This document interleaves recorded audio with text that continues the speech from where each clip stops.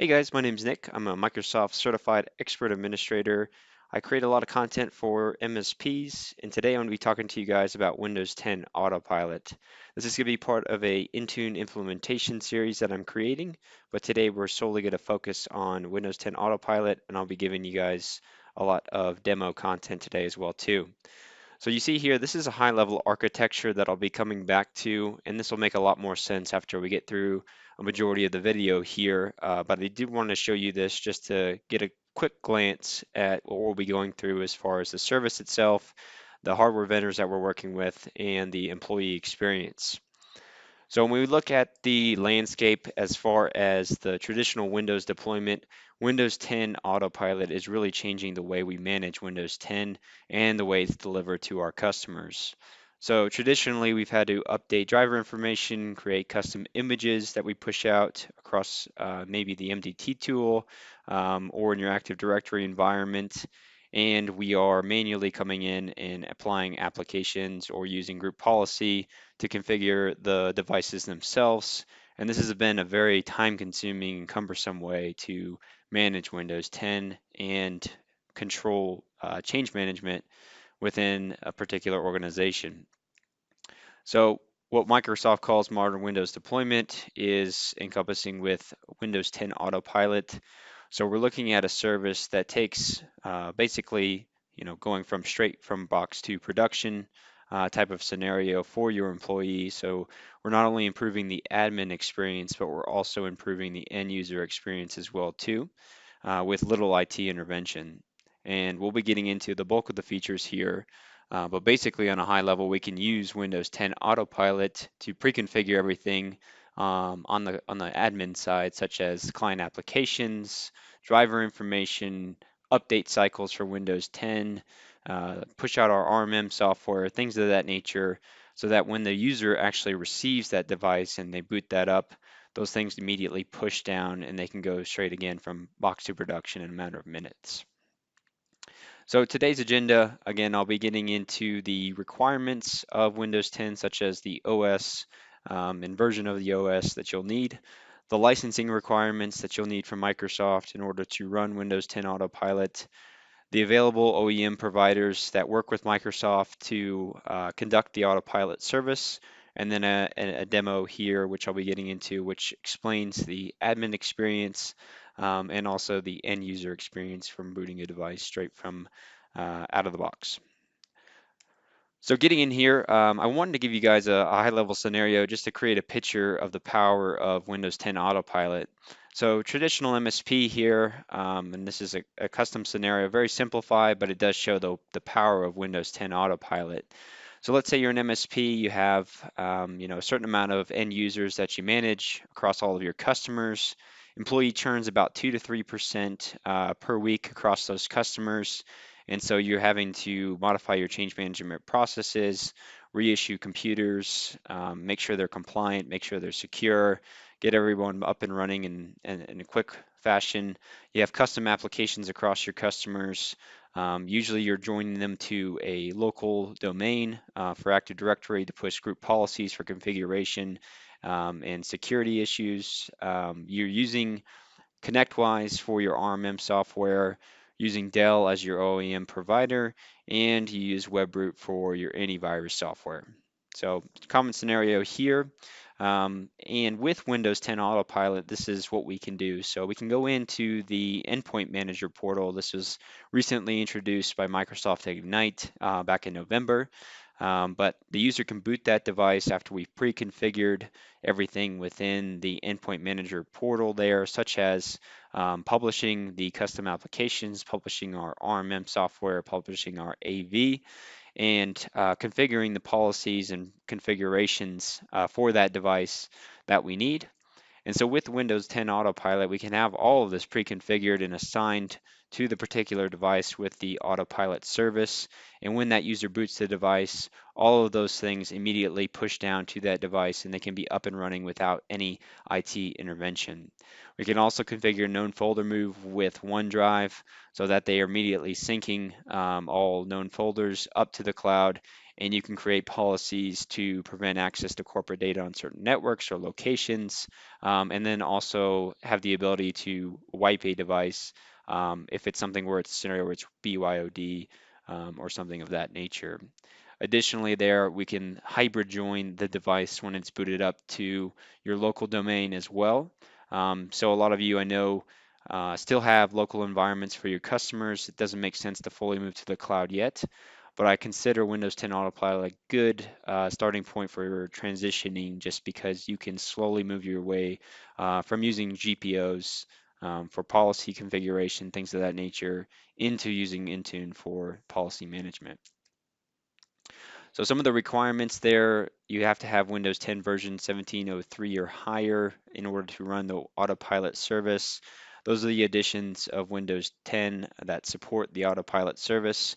And for networking, you have to allow access to the particular ports there that I show. So really, when we look at the future of licensing, we have the M365 service, which encompasses the Windows 10 upgrade from previous versions like Windows 7 Pro, Windows 7 Enterprise, and up. And then we can use that licensing to convert it into the autopilot service because it does come with the necessary licensing such as Intune as well too.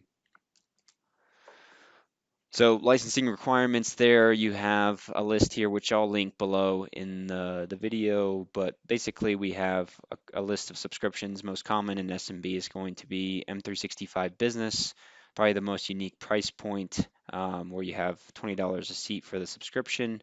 And then we have our EMS plus E3, which could also encompass a subscription, and that's going to give us Intune and P1, which will encompass the features that we need to implement these services. So some of the steps on a high level here, we're going to license our users, we're going to turn on auto enrollment, we're going to configure some custom branding for the customer, and we're going to add the devices to the Windows Autopilot service. So that's what I'm going to be showing in the demo today. Like I mentioned earlier, there is a list of OEM providers that I'll link below as well that Microsoft currently works with. And when you order these new devices, you can have them upload the device hardware IDs into the Autopilot service. And with that, they automatically enroll into the Autopilot service, and you can use that to push down all your applications and things like that straight from box to production. So let's go ahead and get into the demo here. I want to show you guys just the power of it all and the admin requirements. So let me go ahead and pull up our test tenant here. This is just an account with M365 Business set up in here.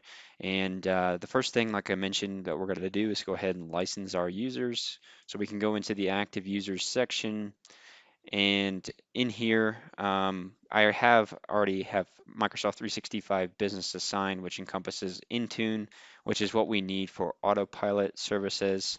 And this is a requirement for the user to be licensed. So when they go from the out-of-box experience, or if they're joining their device to Intune or something like that, there needs to be that Intune license present in order for this to happen. So one of the first steps is coming in here and assigning the license to the user. The next thing that we need to do is turn on the auto enrollment for Windows 10 to join into the Intune service, which subsequently joins it to the autopilot service as well too. So you can either do this in the endpoint manager here. Again, this is new from Ignite, used to be the device management admin center. Or you can come in here to the Azure Active Directory, which is what I like to do because this is also where we can configure our company branding as well. So in here, if you click on Azure Active Directory, it'll pull up this tile. And within here, what you'll want to do is scroll down into the Mobility, MDM, and MAM. Now, if this is a new tenant, then you probably already have Windows Intune selected by default for the MDM provider. or setting the MDM authority is really what it's called. But if this is an older tenant of which you've recently added this licensing, this is probably something where you'll have to set Intune as the MDM provider. I've already set this up here though, and this is the MDM user scope. So this is the auto enrollment piece that I'm mentioning here. So when a user goes to join their device to Active Directory or to join the device to Azure Active Directory, it's going to auto enroll them into the Intune service for MDM management. And when we configure our autopilot service, when you have new devices that come on, they'll automatically enroll as well too, which is a requirement for new devices in using the autopilot service. So you can scope this out to certain users if you really wanted to. I set it here to all just because I want all my devices to convert and be enrolled within Intune because that's part of the licensing here. There's really no downside if you are running a hybrid environment to do this. So the next thing that we'll want to do here is set company branding. Again, you can come in and you can add this here. It'll just say configure if this is your first time doing that, but you can click on that to configure it, and it'll pull up this page here. I've created some fake logos as far as what you would want here, but this is going to be the customer's logo. So whenever they go into the out-of-box experience, it'll boot up and it'll be white labeled basically. If you define the user for that particular device, it will actually say, hey, Megan, or whatever that user's name is, and also include the customer branding. So it's just a better experience for the end user. They're seeing something familiar to them. So after you save that, really this is where we're going to exit the Active Directory Center and come into the Endpoint Manager portal here, which is where we're going to be configuring most of the other admin pieces. So within this particular portal, we have a lot of things that we can configure from device management, but some of the things that I've set up prematurely here that will be part of other videos that I create is the policies, the profiles, the applications that we're actually going to be pushing down to these devices. So under the application section here, just as a clear test to show you the power again, I've added LabTech. Again, this is Automate for our RMM software, and I've added the entire Office suite. So these apps will push down and install as required apps when that user boots up the device. So again, you don't have to configure this for every single user or have this manual intervention when you go to do that, and you can customize it. This is particularly just going to be for Windows devices here. The other piece that I've done, again, that I'll have in other videos, is I've defined, or you can define compliance policies and profiles or PowerShell scripts. So this would be things like setting the password requirements on the computer, setting up the start menu layout, pushing out printers with the driver information, and things of that nature, all encompassing within these policies, profiles, and scripts. And this is really pretty granular as far as what you can do and push down to the device itself to make it a compliant device. So those are some of the prerequisites you would want to do on the customer level just to get everything set up to help with your automation. And you can scope that to certain users if you want. So it can really be customized however you'd like. So the next thing that we need to do here is configure our deployment profile. So if you go under Windows here, you have your Windows devices, and then underneath that we have Windows enrollment. So we have our automatic enrollment already configured. If you hadn't done that previously in the Azure Active Directory portal like I just showed, you can come here and configure it as well too. I just want to do both in the same place just because that's where our company branding is. Next, what we're going to do is go into the deployment profiles section, and you can think of this basically you customizing the UBI or out of the box experience for the user. I've created a couple ones here just as a test, but we're going to go through and actually create a new one here so you can see this. And I'm just going to call it WA test. And you can customize this however you want. Um, Convert all devices, targeted devices to Windows Autopilot. So basically, this will take any existing groups. At the end of this, we're going to assign it to certain groups, but this will take any existing groups that you've had set up that may be enrolled already in MDM, and convert them all to Autopilot devices. So this does not apply to hybrid join devices, which is another video I'll create. But a common scenario for this is you've had users been enrolling their devices into Azure AD. You have auto enrollment turned on. They are part of the Intune service by doing so. And you're saying, hey, like, let's take these devices and convert them to autopilot devices. So that way, when there's employee churn, I can do an autopilot reset, which again, I'll be showing you here, and I can immediately have that new user ready to go with all the settings and apps configured immediately. So it makes change management a lot quicker. The other use case is, which I'll be showing, is you have to grab hardware IDs to upload in here, whereas an alternative to doing that to enroll the device into the autopilot service is to just enroll them in Intune and auto convert them to autopilot. So usually I recommend just saying yes to this. So the out-of-the-box experience here, you have some settings that you can configure for what the user is actually going to see. So under the deployment mode, you have user-driven and self-deploying. On a high level, this is user-driven is 99% of the use cases of what you're going to do. Self-deploying is more so for kiosk devices where you're actually not going to have a physical user signing into that device itself. But they do allow you to select either or. But most cases, like I was saying, user-driven is going to be what you're going to select. Join Azure AD as Azure AD joined or hybrid join. Hybrid join is what I'm going to be showing in an additional video just for the sake of your time and configuration there. But this does allow you to basically push down that device to your local domain from the configuration settings. So you can think of that as a scenario of new devices that you order from the OEM provider.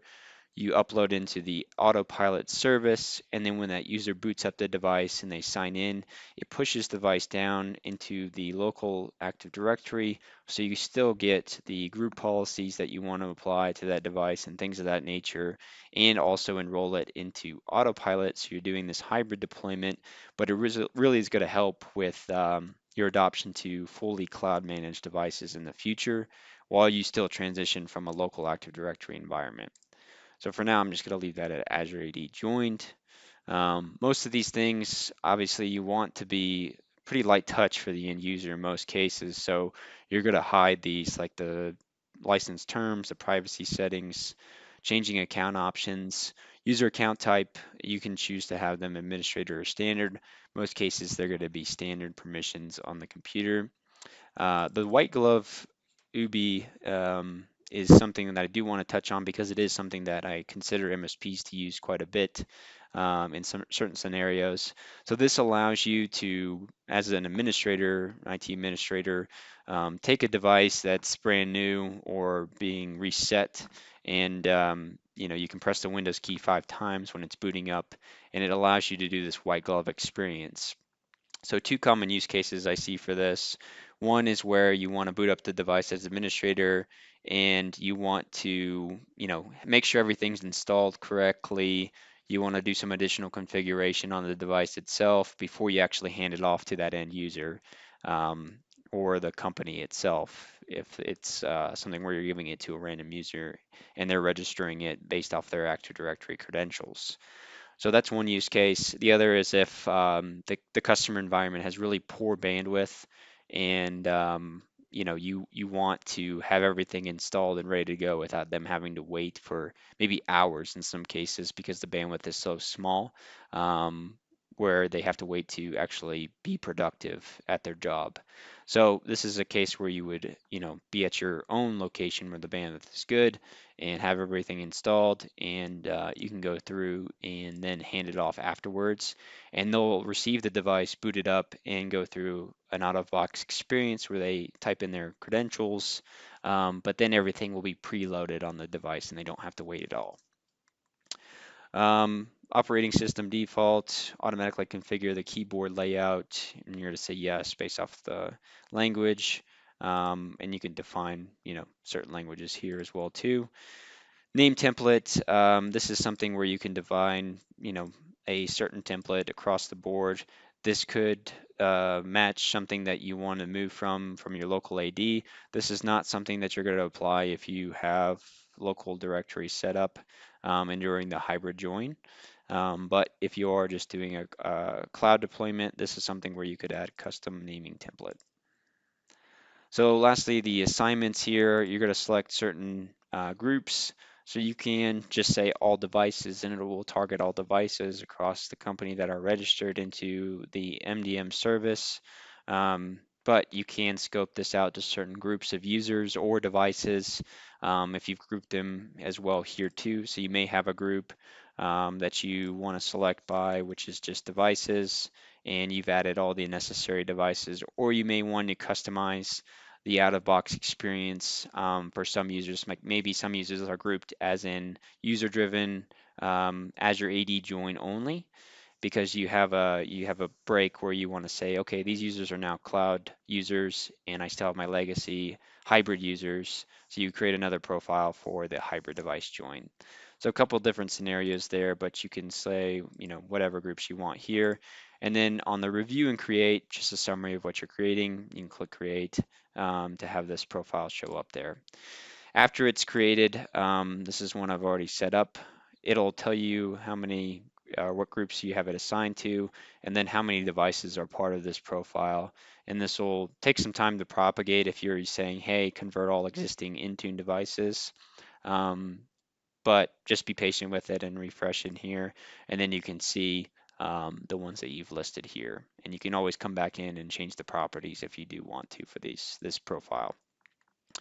So that's the methods of creating this here. Next, I want to show you the actual enrollment of devices. So there's a couple of different methods, like I mentioned, one of which is working with your OEM provider like Dell or HP or Lenovo and saying, hey, I want to import these as part of the Autopilot service. And you can give them access to the tenant and they can upload this for you, or they can send you the CSV of which you will use to import here, and you'll have the list of devices registered. So anything that you want to apply to them, you can configure, and that will, one, determine the out-of-box experience and also to determine the policies and apps that get pushed down to that device. The other two methods there is one, like I mentioned before, you enroll that device physically into the Intune service by joining it to Azure AD, and you have an Autopilot device profile set up to auto convert that to Autopilot service itself, and then that will enroll, and you can have it there. So when you have change management, you can do an Autopilot reset, and the next user, will have a better experience just by going through that, and then you don't have to worry about doing all that manually as we've traditionally done. The other one that we can do here is getting a hardware ID hash with the PowerShell script that has been published. So you can actually search for this and just search for Windows Autopilot um, hardware ID. And this doc here that'll come up will list, some of the things that I'm mentioning here as far as how you upload or register devices for Autopilot service. And this is the script that you can run on a per device level use case. And this will export a CSV into a file on the computer itself, and you can use that CSV to upload the device hardware ID into Intune. So this is just a test device that I have pulled up here to show you guys what this looks like. And here I've opened up PowerShell as administrator. I'm going to go ahead and paste this in and run it. And it may ask you, like it's doing here, hey, are you sure you want to change this execution policy? You'll just say yes. And it might ask you about installing the NuGet commandlets or something like that too. And you can define that as well too. So this is run. Um, what you can do here is open up the File Explorer and come into the C drive, and you'll have this folder here listed, and this will be the autopilot profile that we can upload. So we'll go ahead and just copy this, and we'll go off the virtual machine here, and I'll pause real quick to put this in a central location, and I'll come right back. Okay guys, so we're back here in the Endpoint Manager portal, and we're going to go ahead and upload that CSV file with the hardware ID in there. So we're going to go ahead and click on Import, and we'll open this file here, and we'll be on my desktop. And I'll click that and click Open, and it'll tell you if there's any formatting errors, but if you ran that PowerShell script, it will be fine. So you click on Import, and this will take a couple minutes. It does say it will take up to 15 minutes, but that's usually if there's many hardware IDs listed in the CSV file itself. With only one, it shouldn't take that long. But regardless, I'm still going to pause real quick, and I'll be back whenever this is populated. Okay, guys, I'm back here, and we have our success message. This did take about 3 minutes for the one device, but we can go ahead and come here and just refresh. And now we see it listed here in the devices section of the Endpoint Manager portal. So a couple different actions you can take from an administrative standpoint. If you click on the device right here, you see it's unassigned right now, and I'll show you how to do that in just a second. But some of the other things that you can do, device name, you could import right here too if you wanted to give a particular name other than what's going to be defaulted, and it'll be unique. But like it's saying here, if you're doing the hybrid join, you're going to ignore this just simply because you're going to have the profile we create, which again, I'll show you another video of what that actually is going to look like.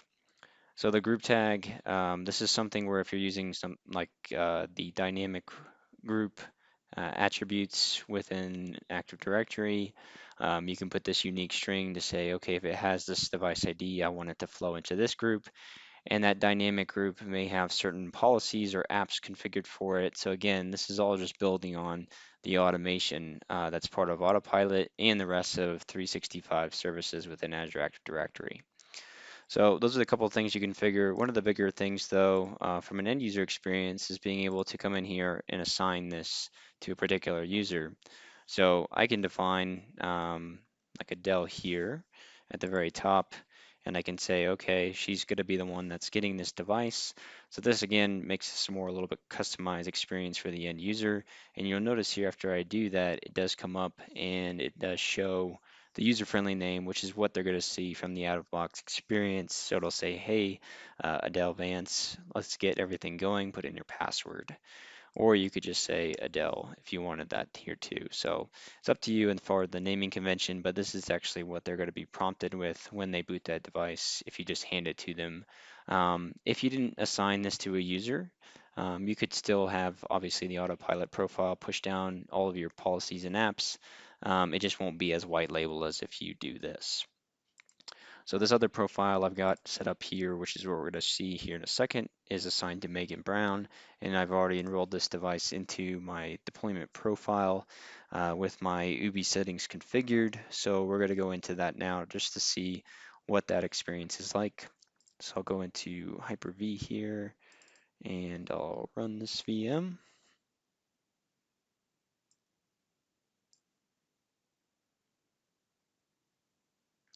All right, so again, these settings are going to be predefined in that deployment profile I showed you earlier. But we're going to select United States for the region here, and this will load up. Next, we see the keyboard layout. Again, you could skip this if you set that in your settings for the deployment profile itself.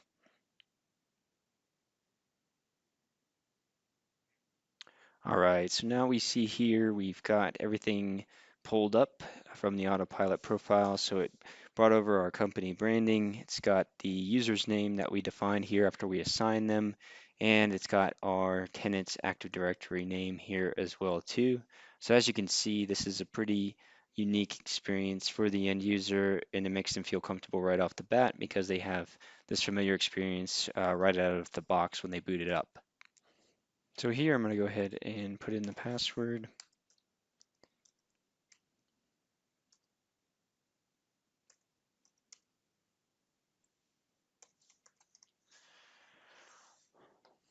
And now we're going to go through and it's going to go ahead and boot up, and it'll run through and actually start pushing down the profile. Again, if you had turned on the white glove experience, you could have pressed Windows key 5 times after it booted up, and you would have been able to pre-configure the device or have the applications you're pushing down install and things of that nature.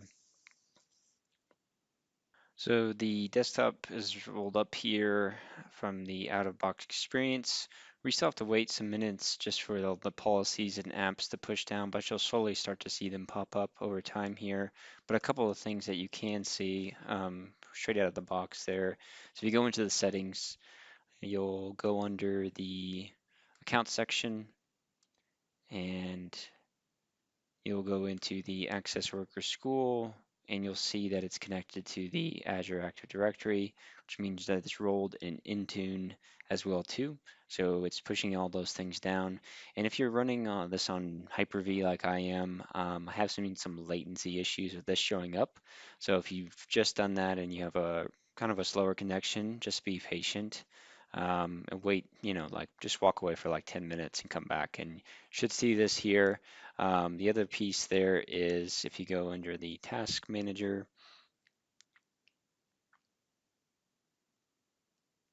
and you look at the background processes here that are going on, you can see LabTech is going here, and you can also see my Office Click to Run is installing as well. We're just going to briefly pause while that happens, and I'll be back as soon as everything's installed. Okay, so we're back here. It's been about 10 minutes, and if I look, in the start menu, you'll see recently added, it's got the Office Suite there. Oops, go back and expand. So Office Suite is there, so you can see the application start to pull down from the end user.